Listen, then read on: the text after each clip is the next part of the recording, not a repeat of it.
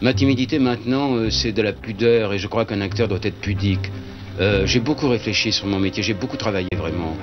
Je me cachais un peu pour travailler, mais je travaillais beaucoup.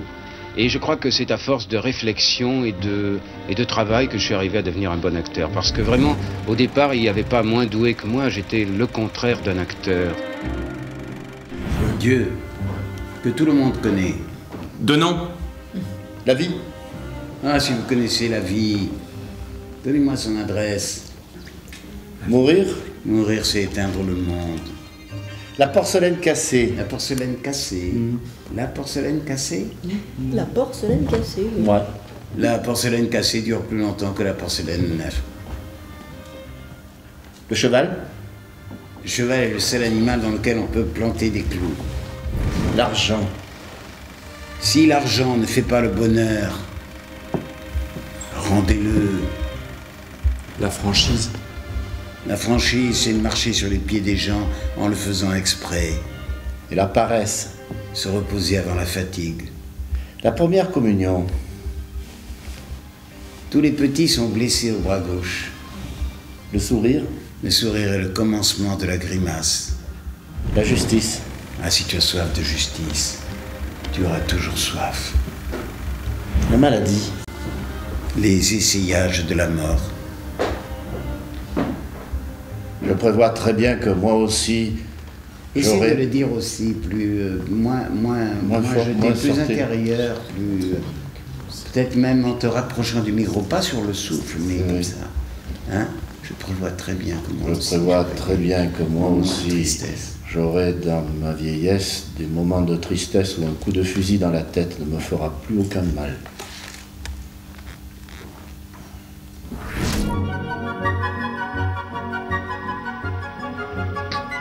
Trintignant Jean-Louis Xavier, né le 11 décembre 1930, Piolingue, Vaucluse.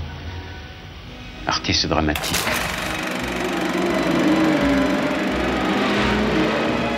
Fils d'un riche industriel du sud de la France, Jean-Louis Trintignant, adolescent timide, veut devenir coureur automobile comme son oncle Maurice Trintignant, figure emblématique de la compétition des années 50. En 1949, âgé de 19 ans, étudiant en droit à la faculté d'Aix-en-Provence, il assiste à l'Avare de Molière, mise en scène par Charles Dulin.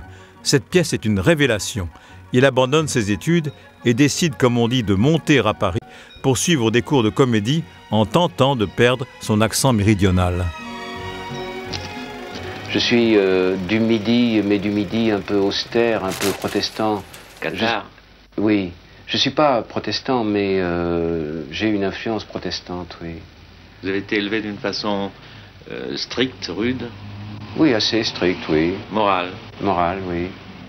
Oui, mon père est un type extraordinairement honnête. Et il m'a donné cette qualité. Moi, je suis un des types les plus honnêtes qui existent.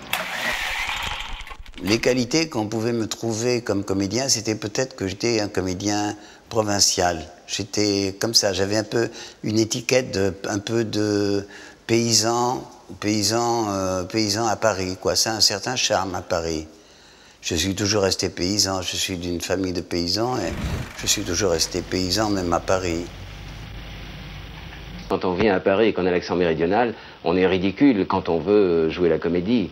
Moi, je travaillais des scènes au début de tragédie avec un accent méridional, c'était une catastrophe, ça faisait rire tout le monde. Percé jusqu'au fond du cœur d'une atteinte imprévue aussi bien que mortelle. Non, ça fait rire. Misérable vengeur. Et j'essaie d'être honnête, là, de pas... Misérable vengeur d'une juste querelle et malheureux objet d'une injuste rigueur, je demeure immobile et mon âme abattue cède au coup qui me tue. J'étais dans deux écoles. J'étais chez Dulin où il y avait Hermantier, Villard, et j'étais chez Balachova dans un autre cours. Et comme j'étais pas très doué, je ne disais pas à l'un que j'en faisais deux. Alors il me disait, tu fais pas des progrès très vite, toi. Et pourtant, je doublais la dose.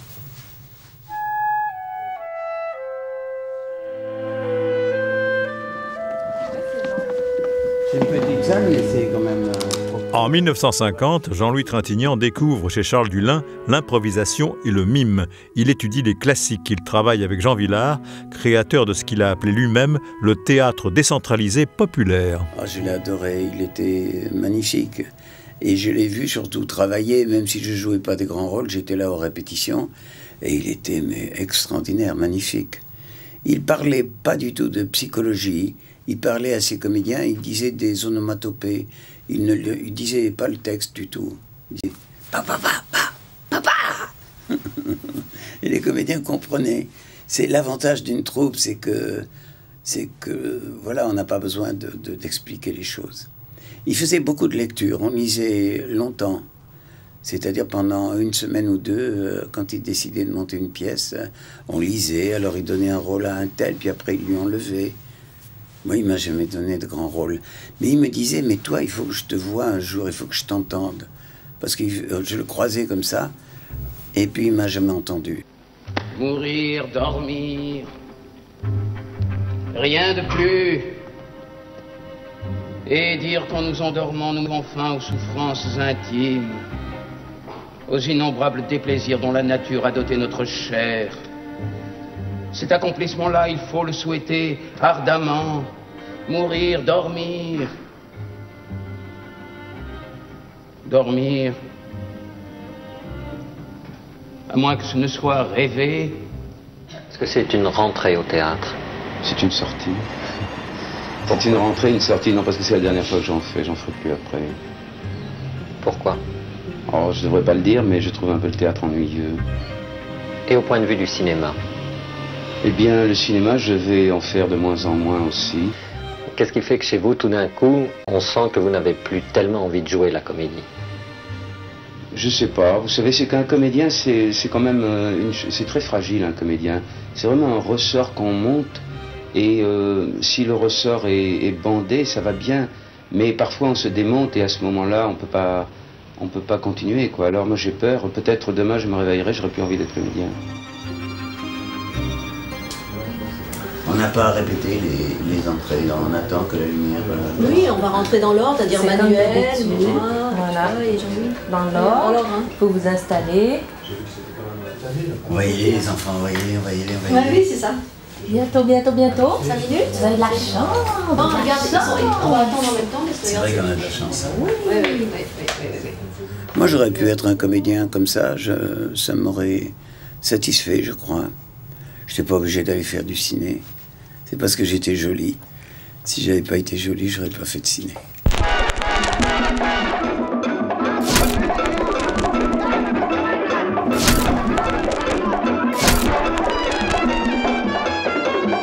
Tu es beau, tu sais.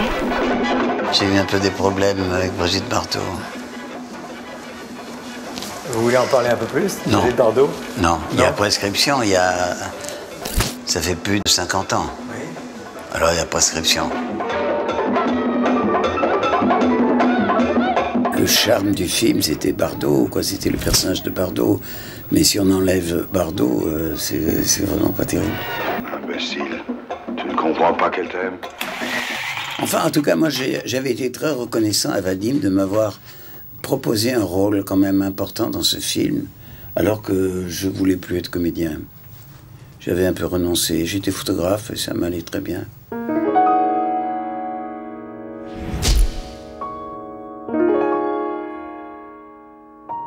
Non, à 15-16 ans, si j'avais envie de faire un métier artistique, mais j'étais beaucoup quoi plus... particulièrement? Mais j'étais tenté davantage par la sculpture. J'aurais voulu être sculpteur. Je trouve que c'est beau. On travaille avec ses mains.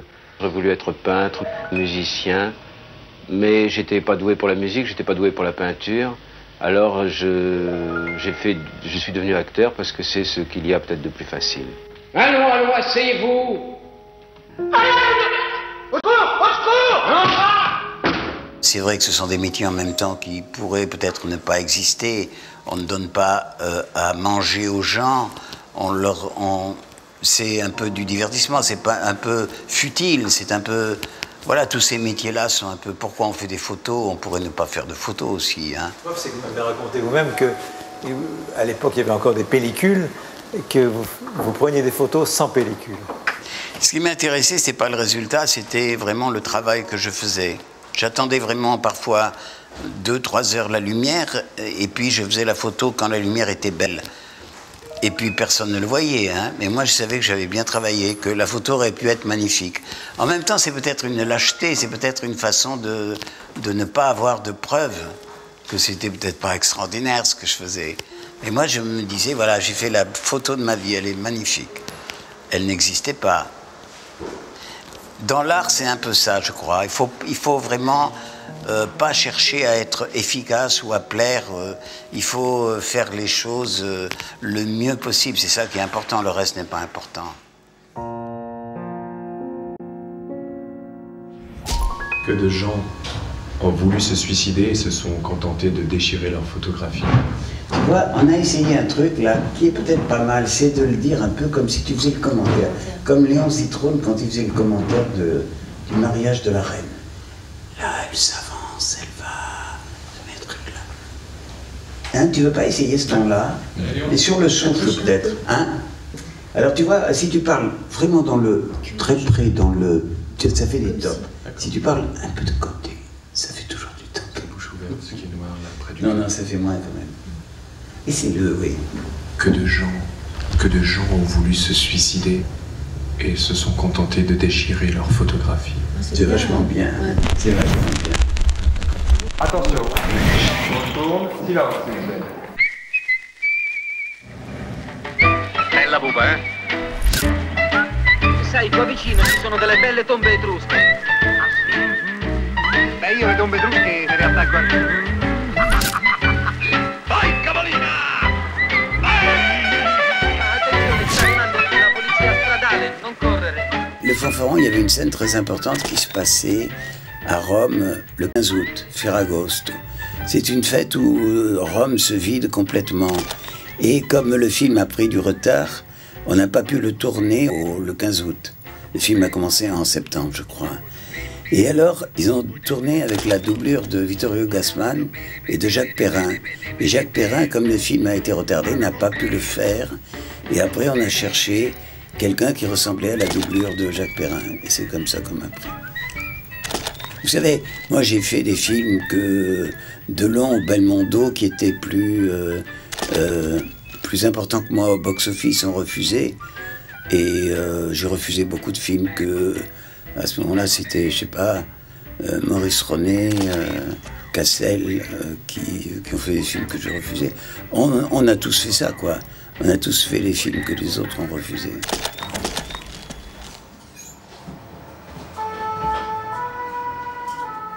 Ça, c'est pas fait, on va me calmer. Hein. Début de la représentation dans 15 minutes.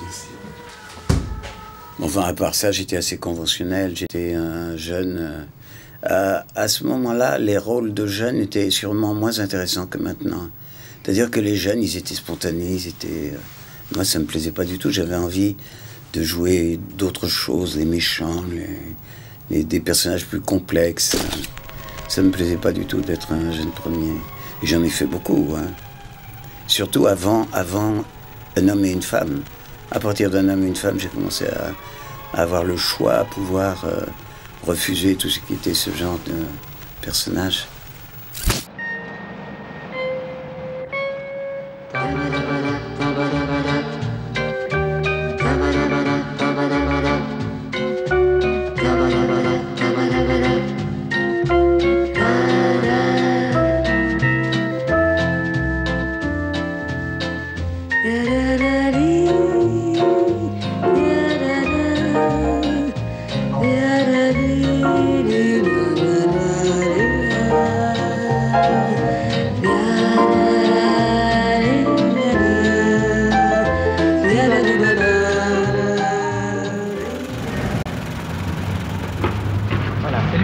Tu restes sur la voiture, là.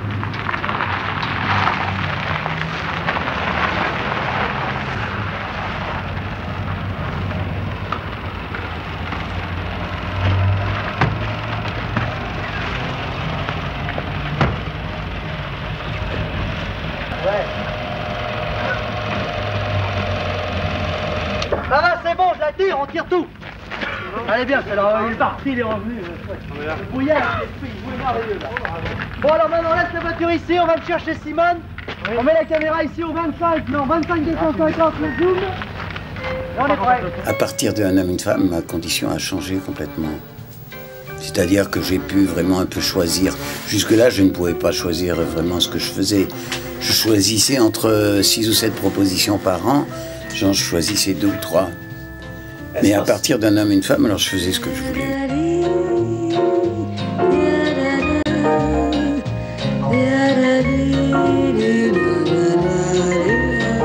Il y avait beaucoup d'improvisation. C'est vrai qu'on ne partait jamais sur un texte écrit.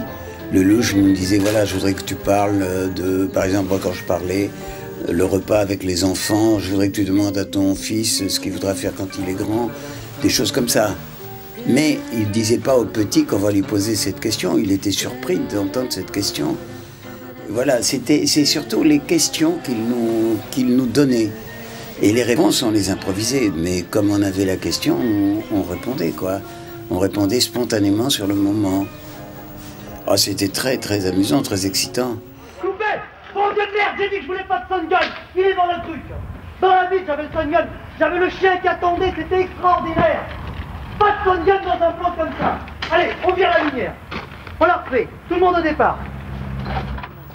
Vous avez été connu à l'étranger grâce à Un homme et une femme, ou vous avez été déjà connu grâce à... Non, j'étais pas connu jusque-là, pas du tout. Non, Vadim, non. On m'avait même pas remarqué dans le Vadim.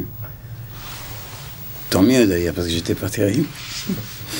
Tandis que dans Un homme et une femme, pour la première fois, je me suis senti bien comme comédien, quoi.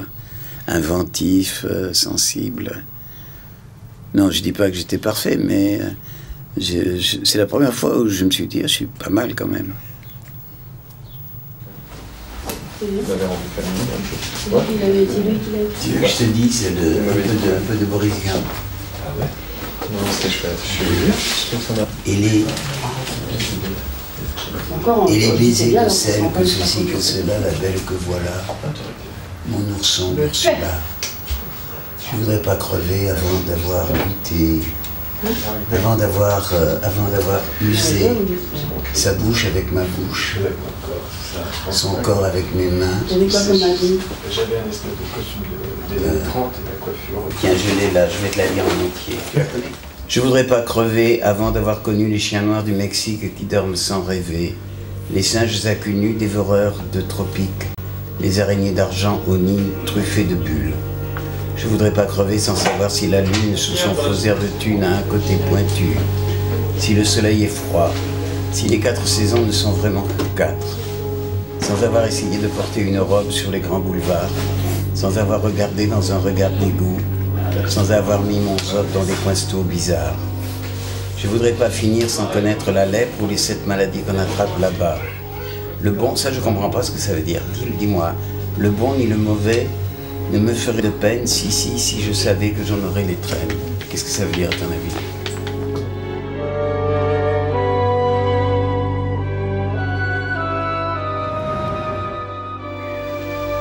J'ai failli ne pas venir, mais je tiens mes promesses. Et vous regrettez d'être venu ? Non, pas du tout. Je ne me suis jamais autant amusé. Cela dit, j'ai fait en même temps le contraire de ça. C'était Ma nuit chez Maud. Et j'avais beaucoup... Ou c'était le contraire. C'était un texte alors formidablement écrit. Et le metteur en scène, Éric Romer, était très bavard. Il nous parlait tout le temps. Il y en avait des longues tirades de textes à apprendre. Et je sais qu'avec Françoise Fabien, ça nous énervait un peu. Alors on s'était acheté des boules qui pour ne pas... Et c'est curieux parce que c'est pourtant un homme très intelligent et très respectable, Romer. Mais les acteurs, on est souvent un peu prétentieux quand même. C'était prétentieux de faire ça, non? Je ne sais pas ce qui m'arrive, depuis quelques jours, je n'arrête pas de parler. J'ai besoin de m'épancher. Vous mariez? Avec qui? Votre blonde, la vôtre? Elle n'existe pas. Vraiment? Et si je vous épousais? Vous voulez bien? D'ailleurs, je ne réponds pas aux conditions. Quelles conditions? Blonde, catholique. Qui vous a dit blonde? Vidal, je crois. Oh, il n'y connaît rien. Catholique, en tout cas. Ça, oui. Vous voyez? Je peux vous convertir? Vous auriez du mal, surtout vous. Alors, c'est oui? Regardez comme nous allons bien ensemble. Ça, c'est... Pardon? Ce qui est vrai, d'ailleurs. C'est bien joué, hein, ça c'est bien. Non, c'est bien parce que c'est très simple et en même temps, il y a plein d'arrière-plans.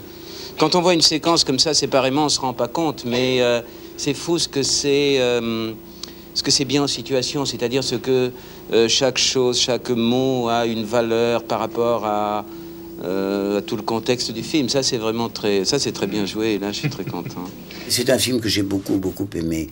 Mais non seulement j'étais acteur, mais j'ai même payé pour que le film se fasse. On en s'est mis à 6, je crois, et on a financé le film parce que le producteur, n'a pas pu le financer. Et puis, je disais tout à l'heure, c'est vrai que je l'ai tourné pas longtemps après Un homme et une femme où c'était tout à fait le contraire. Là, c'était extrêmement écrit. Il y avait même écrit par moments HUM, ça voulait dire non, HUE. Les hésitations étaient même écrites. Et je trouvais ça aussi très excitant. Moi, j'aime bien les techniques différentes. Je suis vraiment, je suis pas du tout un metteur en scène, ou je suis un acteur. J'aime vraiment que ce soit difficile un peu, j'aime bien. Oui, ça, c'est Monsieur Château qui a enlevé ça. Donc t'avais, il fait chaud. Il fait chaud, hein. Je vais retourner là. Les clés du théâtre sont entre vos mains, vous pouvez aller sur le plateau. Allez. Bon, ça va bien. Allez, il faut me Allez, donnez tout voir.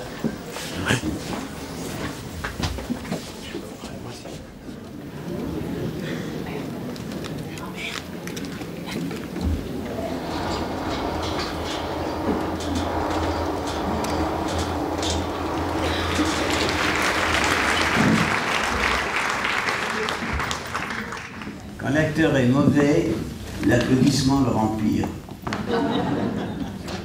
J'avais un ami qui avait une petite fille qui avait 6 ou 7 ans et un jour devant moi, j'étais souvent chez eux, et un jour devant moi, je lui ai demandé « Qu'est-ce que tu veux faire quand tu seras grande ?» Et alors elle m'a dit « Je veux faire un métier d'applaudissement. » C'est joli. Et moi, j'avais pas compris, je n'avais pas su exactement, mais c'était ce que je voulais faire. Je voulais faire un métier d'applaudissement.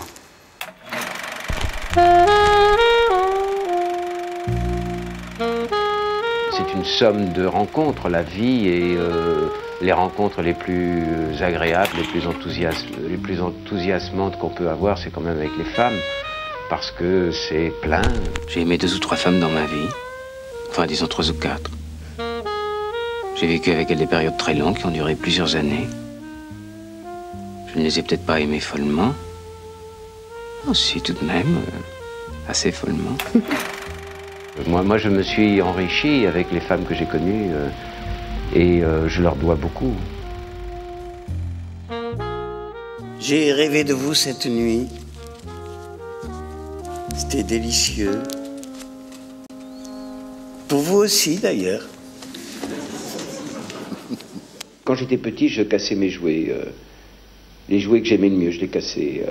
Avec mes rapports avec les gens, c'est un peu ça aussi. Il y a un moment où les gens, quand je les aime bien, souvent je les casse pas, mais je détruis notre amitié ou notre amour.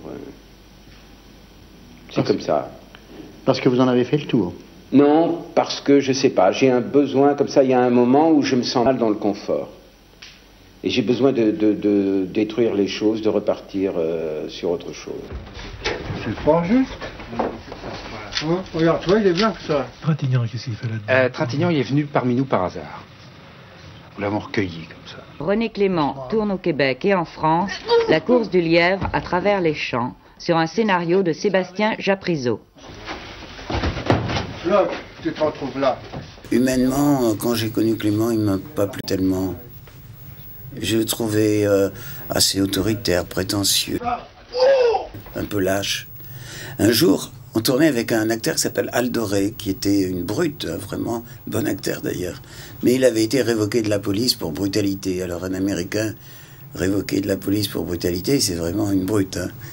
Et alors un jour, il y avait une scène où il devait m'attraper On a tourné ça au mois de novembre au Canada où il commençait à faire froid. Il m'attrapait, il était très costaud, et puis il me jetait dans le lac. Et alors, on l'a fait une fois, alors après c'était long, il fallait me sécher et tout. Et puis en plus, je me gelais. Et on l'a fait une fois, j'ai demandé à Clément. Clément a dit, on l'a refait. J'ai dit, pourquoi? Il me dit, c'est pas votre problème, c'est le mien. On l'a refait 3-4 fois. Et à la 4e fois, Aldoré, il a attrapé Clément, il l'a jeté dans le lac. J'étais content. Et Clément, il était, mais alors, il disait, je vais vous faire virer, vous travaillerez plus de votre vie. Vous ne choisissez pas les films en fonction du rôle que l'on vous donne, mais finalement en fonction de quoi? En fonction du metteur en scène, surtout. En premier, c'est le metteur en scène. En second, c'est le scénario. Et le rôle, vraiment, ça m'importe peu. J'ai fait des tas de films, d'ailleurs, où par exemple, Z de Costa Gavras, avec qui j'étais très ami, m'a donné le scénario et m'a dit « Choisis ce que tu veux ». Alors, j'ai lu le scénario et vraiment, j'ai dit « Non, je ne sais pas, tu me donnes ce que tu veux parce que vraiment, je ne sais pas ». Vous avez le choix entre le photographe et le juge? Oui, il m'a dit surtout entre ces deux-là, mais un autre si tu veux. Et vraiment, c'est lui qui a décidé. Il m'a dit « Il y a Perrin et toi », j'ai fait ça avec Perrin et toi. Alors j'ai dit, mais demande à Perrin alors ce qu'il veut, et moi je ferai l'autre.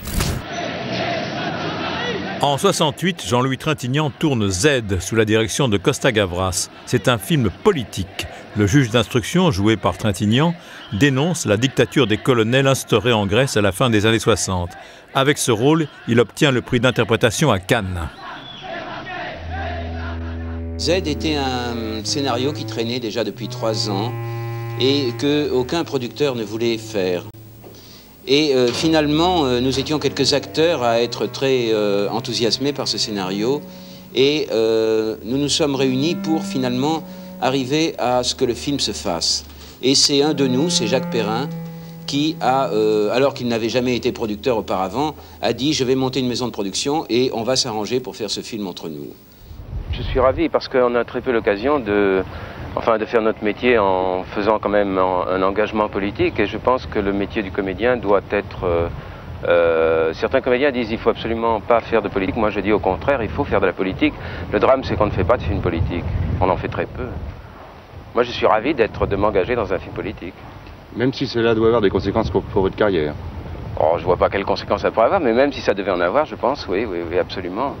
Si on regarde la liste de vos films, la question serait stupide de vous demander si vous êtes un homme de gauche. Vous en êtes un, mais vous n'êtes pas pour une action militante, vous êtes pour l'action isolée. Là, voilà encore une ambiguïté. Oui, mais ça, alors, c'est une ambiguïté, parce que c'est pas tellement une notion de gauche. Oui.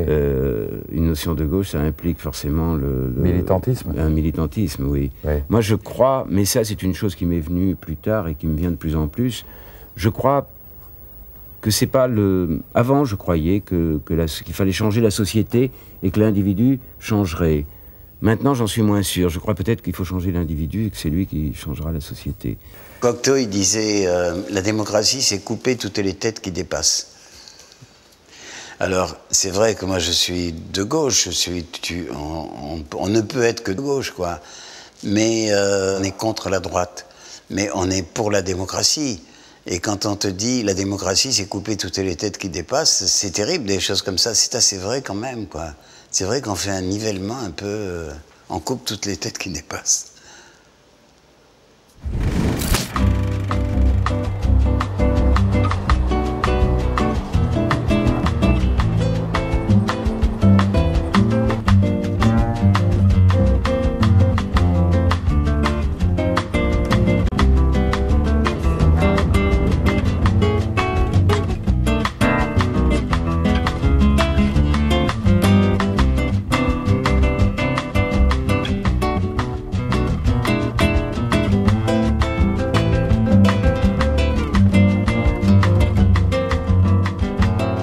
En 1996, Jean-Louis Trintignant se lance dans une nouvelle aventure en achetant un domaine viticole avec ses amis Claudie et Bertrand Cortellini à 20 km d'Avignon, près du village d'Uzès. Ils produisent bon an mal an 20 000 bouteilles de l'appellation Côte du Rhône.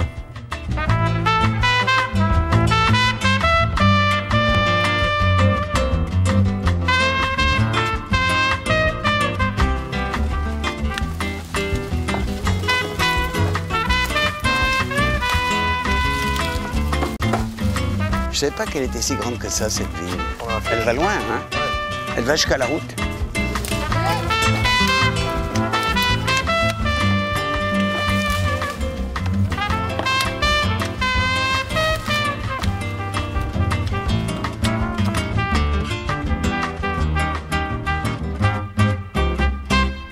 Je demandais à un restaurateur du Bordelais quel était, à son avis, le meilleur vin. Quel était le meilleur vin? Et là-bas, il connaissait bien, hein, il y avait quand même tous les grands vins. Et il dit, le meilleur, c'est le vin d'un ami. C'est joli. C'est joli. Il paraît que Freud, à la fin de sa vie, il a fait du jardinage. Et il a dit, je me suis trompé toute ma vie, c'est du jardinage qui était intéressant.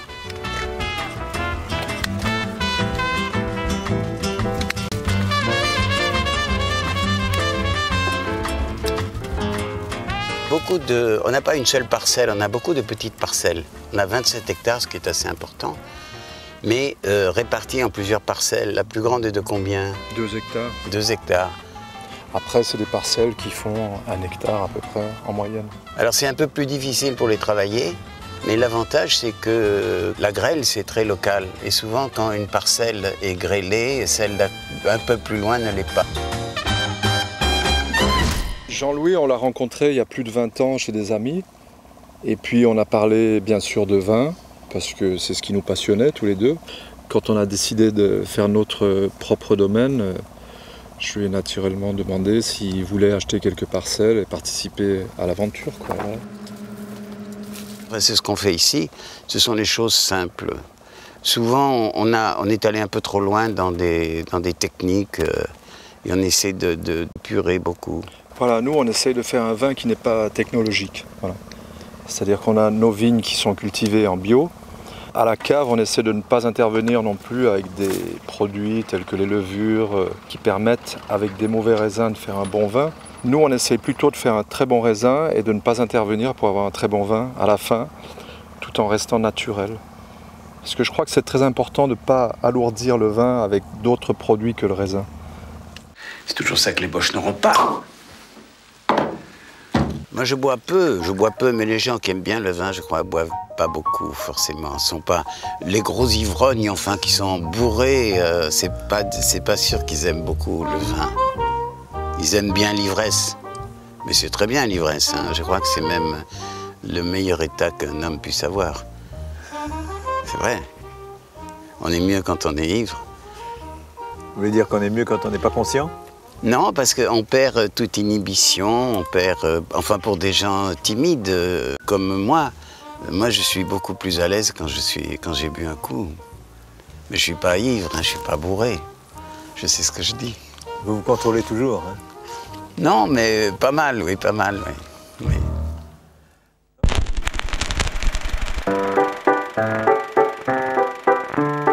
Je voudrais faire un exercice de style. Je ne voudrais pas faire un film très important, j'ai aucun message. Mais je voudrais faire un film qui, d'un point de vue technique, soit original. Jean-Louis Trintignant, c'est votre deuxième film comme réalisateur. Alors pourquoi Jean-Louis Trintignant réalisateur? J'ai toujours rêvé de faire de la mise en scène. Et quand je suis provincial, quand je suis venu à Paris, j'ai préparé une école qui s'appelle l'IDEC, Institut des hautes études cinématographiques. Et j'avais l'ambition, pas d'être comédien, d'être metteur en scène. Je crois que j'avais pas toutes les qualités pour être un bon metteur en scène de ciné. J'avais quelques qualités, mais il suffit d'en manquer. Par exemple, j'avais pas d'autorité. Moi, je ne savais pas dire « je veux ça, là, on va mettre la caméra là, on va faire ça ». Je disais « j'aimerais bien ». Alors, ils disaient, les techniciens, excusez-moi, messieurs, ils disaient « mais il est con, celui-là, il sait pas ce qu'il veut ». Et vous avez un conseiller technique, vous aviez quelque chose? Oui, j'avais un assistant. J'avais Benex comme assistant. C'était un bon assistant d'ailleurs, très bon assistant. J'ai parlé il n'y a pas longtemps avec un metteur en scène, un vieux metteur en scène. Et alors je lui disais, son dernier film, je lui disais, il est quand même pas terrible votre dernier film, vous trouvez pas? Alors il me dit, oh oui c'est vrai, je l'ai raté, mais c'est pas grave, je suis pas architecte.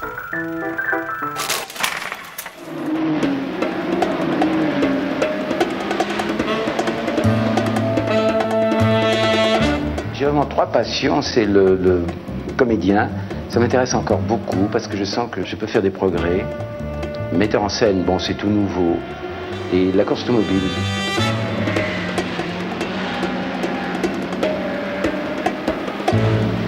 On vit trop avec la peur, on est avec la peur, et on vit toute notre vie en ayant peur de tout. Et alors, affronter un truc qui est dangereux, je pense que ça fait un bien énorme dans la vie. Moi, ça m'a beaucoup fait du bien, ça m'a transformé. Oui, j'ai le goût de la folie, j'ai le culte de la folie. Et en fait, je suis le contraire de ça, parce que je viens d'une famille paysanne, et j'ai vraiment des racines, et j'ai vraiment les pieds sur terre, et je passe ma vie à me détruire, pour arriver justement à une sorte d'état qui ne soit pas trop cartésien. Enfin, je suis un peu écrasé d'abord de l'esprit français et de mes origines. Mmh. Et je pense qu'un artiste doit être fou, suicidaire, et c'est pour moi un chemin. Mais en fait, je me retrouve toujours. Et pourtant, je vous assure que je me fais mal, je ne me ménage pas.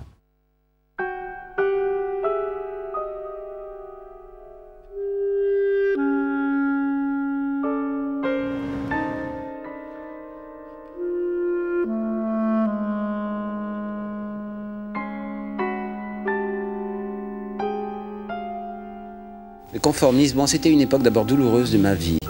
C'était une époque très douloureuse. C'était une époque, le film s'est tourné à Rome, et pendant le tournage, j'ai perdu un enfant. Un matin, comme ça, je devais aller au tournage, je me suis réveillé, et c'était une petite fille qui avait 1 an. Et je l'ai trouvée morte dans son berceau.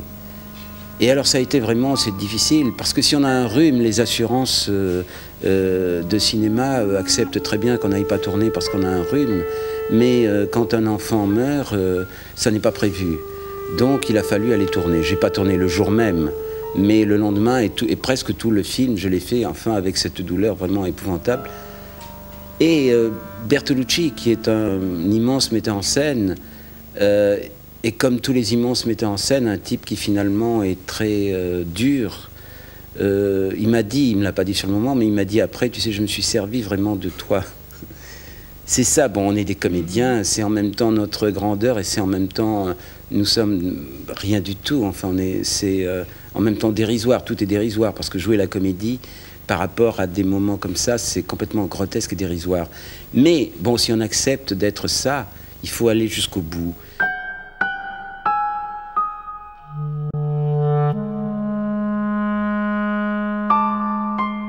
Bon, ce film est fait de tout ça.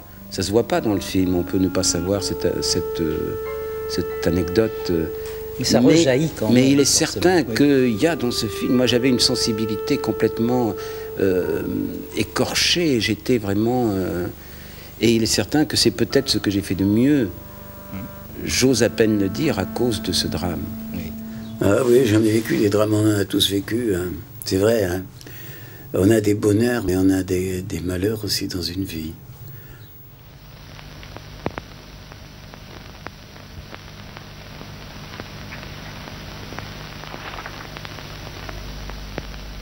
C'est vrai qu'étant petite, j'adorais la sentir vulnérable pour la consoler. Il y a une part de moi que je refoule dans la vie, qui est une part de méchanceté. Je crois que chacun de nous a une part de gentillesse et de méchanceté. Alors moi, je m'amuse des fois un petit peu à ça. Et puis, ça n'est jamais très méchant, mais j'aime, par exemple, avec un enfant, j'ose pas le dire, c'est presque un peu monstrueux, j'aime le faire pleurer pour après le consoler. Mais enfin, je ne le fais pas pleurer sur une chose très grave. On était sur un quai de gare, on attendait un train, et puis tout d'un coup tu t'es levé et tu es allé rejoindre un étranger. Mais au moment de disparaître, tu t'es retourné, tu m'as dit... Ne t'en fais pas, papa. Je reviens. Enfin, ce qu'il y a, c'est que ce drame qui m'a énormément touché, j'aurais pu arrêter ma vie à ce moment-là, il n'empêche que j'ai quand même gardé un enthousiasme qui me surprend moi-même. Mais c'est vrai que j'ai des exaltations, des enthousiasmes, des émerveillements que je n'aurais peut-être pas le droit d'avoir. Je crois que c'est la nature qui est plus forte que nous, c'est la vie qui est plus forte que nous. Alors peut-être, j'ai un peu honte de le dire, mais peut-être ça m'a donné plus de sérénité, voilà. Et même, je pense, j'ai honte de le dire aussi, mais je pense que je suis peut-être devenu meilleur comédien, voilà, peut-être à cause de ça. Long silence. Tout le monde attend, et puis les gens commencent à s'éloigner. Je reste seul. Je reste seul. Misérable cabotin. Je sens que je le fais un peu exprès.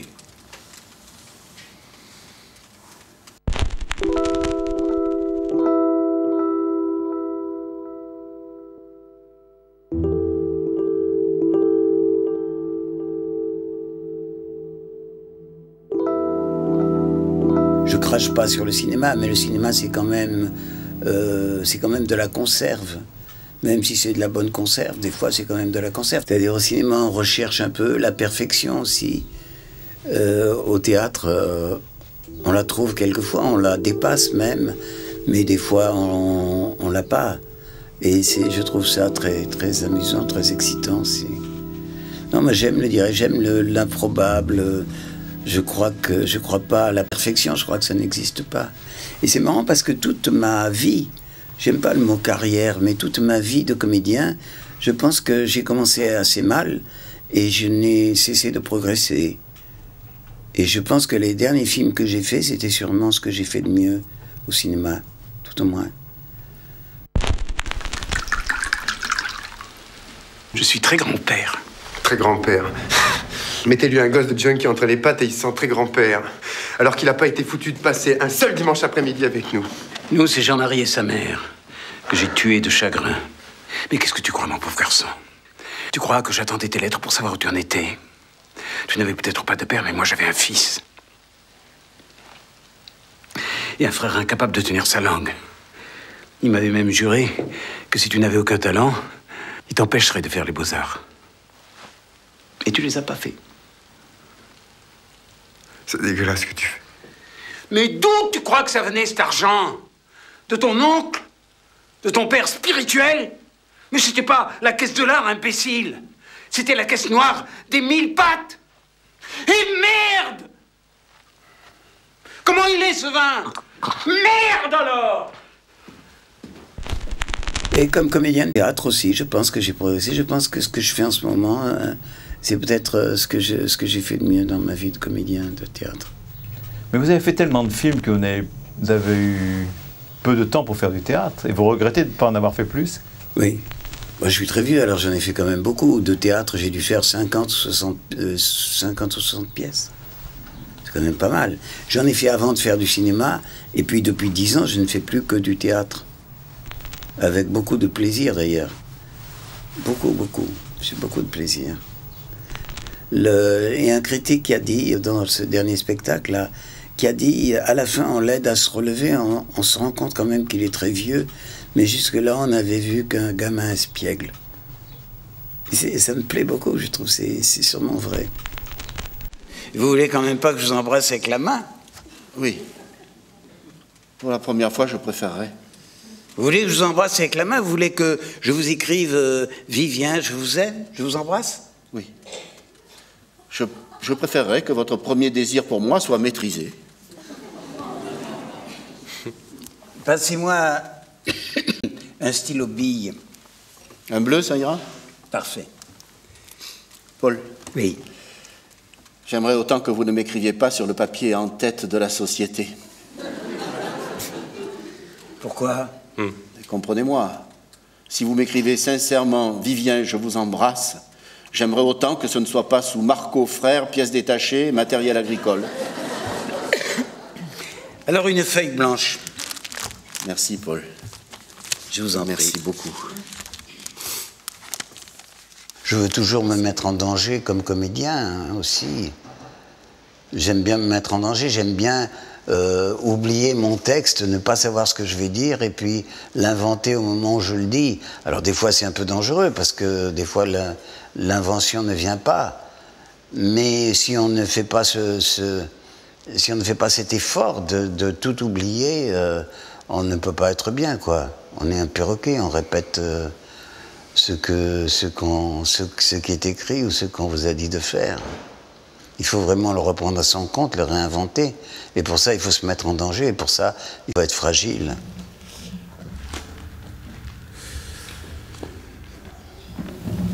J'étais dans mon bureau.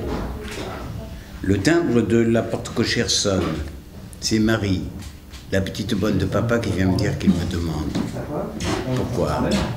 Elle l'ignore. Je m'habille, je descends dans la rue, j'arrive devant la maison de mes parents et je vois ma mère qui crie « Oh Jules, Jules, Jules, pourquoi s'est-il enfermé à clé? Elle a l'air d'une folle. » J'essaie d'ouvrir la porte, impossible. J'appelle, mon père ne répond pas. Je donne des coups d'épaule et la porte cède. J'entre. De la fumée et une odeur de poudre. Et pourtant, je n'y crois pas. Je ne crois pas à son visage pâle, à sa bouche ouverte, à ce qui est noir là près du cœur. Que de gens ont voulu se suicider et se sont contentés de déchirer leurs photographies.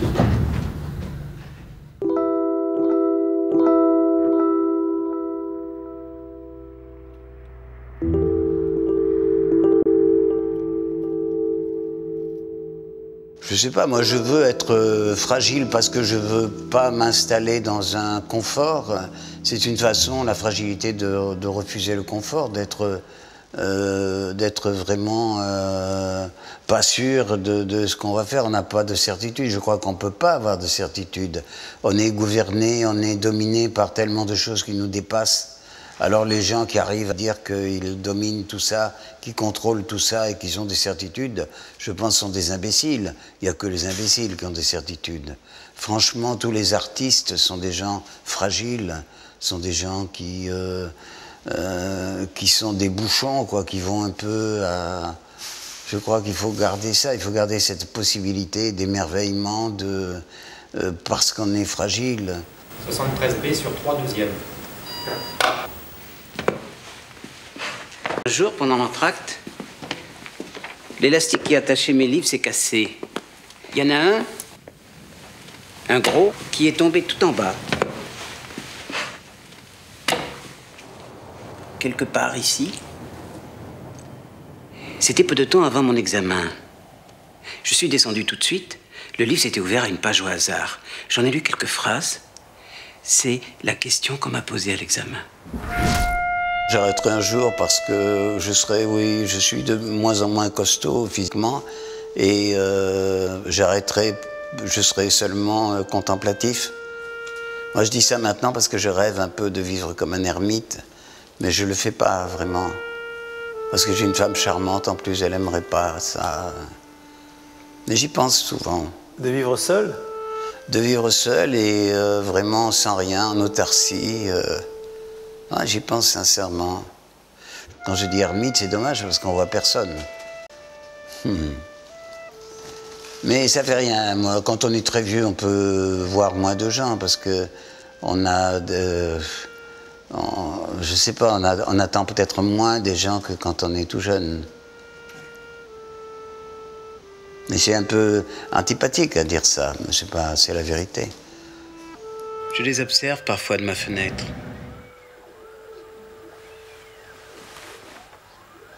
Vous pensez que je suis un salaud? Oui. Venez voir. Ce type a ramené du Japon un téléphone qui fonctionne sur une autre longueur d'onde. On ne peut pas la capter sur ma radio. C'est dommage. Je le soupçonne de contrôler la majorité du trafic d'héroïne à Genève. On ne peut rien contre lui. Il se mouille jamais.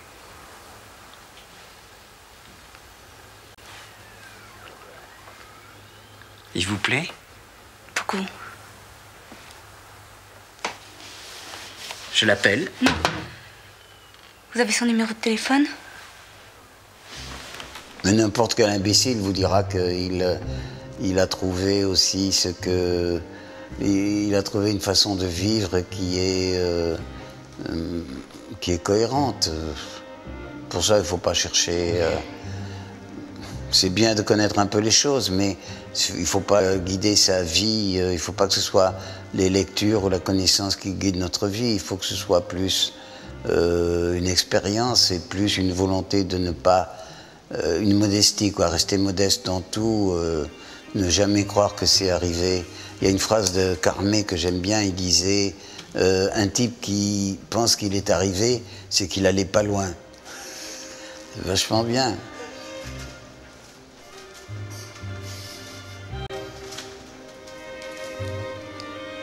Mais je voudrais pas que vous fassiez, je voudrais pas être un personnage. Ce que vous dites, tout ça, c'est positif, c'est enfin, c'est gratifiant. Moi, je veux pas être ça.